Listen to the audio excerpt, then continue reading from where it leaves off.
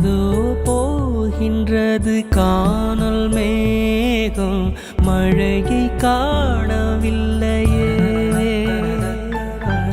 இதோ கேட்கின்றது குயிலின் சோகம், இசையும் கேட்கவில்லையே.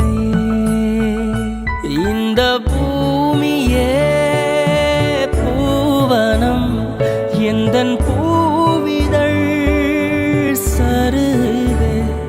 இந்த வாழ்க்கையே சீதனம், அதில் ஜீவனே போவதே. நிலா காய்கிறது, நேரம் தேய்கிறது, யாரும் ரசிக்கவில்லையே. இந்த கண்கள் மட்டும் உன்னை காணும்.